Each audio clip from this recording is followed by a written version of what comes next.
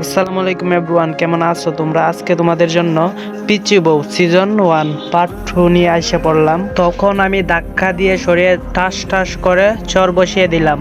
এই মেয়ে বাসর রাতের শখ জাগছে, নাকে টিপ দিলে দুধ বের হয়ে আসবে, আর সে কিনা বাসর রাত নিয়ে লাফালাফি যত সব। হিটলারটা আমার জীবনটা নষ্ট করে দেবে এভাবে কখনো ভাবিনি। আপনি ভুল বলেছেন, নাকে ছাপ দিলে দুধ বের হয় না, নাকি টিপ দিলে থাক বলবো পাস বের হই, দুধ তো বের হই। আল্লাহ কই রাখো আমায়, এই টেবিল মেয়ে চুপ করবি? পিচি হয়ে এত কথা বলতে হয় না, সত্যি বললে টেবিল হয়ে যাই। আর আমি পিচি না, আমার বয়স 14 বছর 3 মাস 17 দিন। নাট টানতে টানতে বলবো মেয়েটা। তারপর আমি মনে মনে ভাবছি মেয়েটাকে মারা ঠিক হয়নি, কিন্তু কি করব, পিচি মেয়েটার জন্য হিটলারটা আমার ভবিষ্যৎটাই নষ্ট করে দিল। আচ্ছা আপনি ঘুমান, আর হাতে ব্যথা পেরেছেন কি? কথাটা শুনে নিজেই অজান্তেই খারাপ লাগলো। পিচিটার দিকে তাকাতেই মনে হচ্ছে একটা পূর্ণিমার ছাদ। এত সুন্দর কোনো মেয়ে হতে পারে? আর মুখ দিয়ে রংধনুর আভা বের হচ্ছে, একই পিচ্ছিটার ঠোঁট কেটে রক্ত বের হচ্ছে।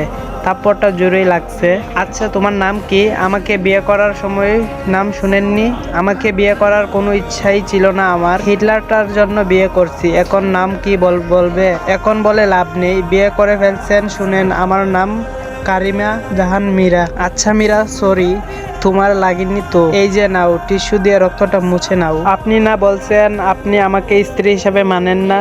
না মানলে আমার জন্য কষ্ট পেতেন না? ওই চুপ করবি? তোকে স্ত্রী হিসাবে কোনোদিন মানি না, আর মানবো না। কাউকে টিস্যু দেওয়া মানে তাকে বউ হিসাবে মেনে নেওয়া না। এই বলে বালিশটা নিয়ে চলে গেলাম সোফাতে। আর একটু থাকলে আমি পাগল হয়ে যাব।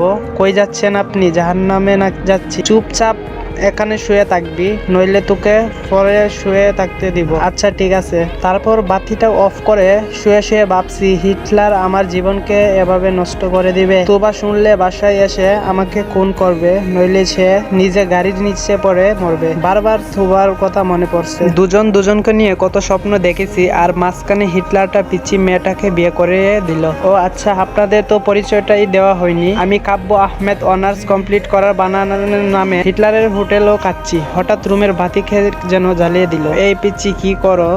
কেন দেখতে পাচ্ছেন না আপনি? আরে কাপড় কেন খুলছো? আমি কাপড় পরে ঘুমাতে পারি না। যত সব এই কাপড় পরো, আর যদি কাপড় খুলতে যা দেখছি কি যে করব।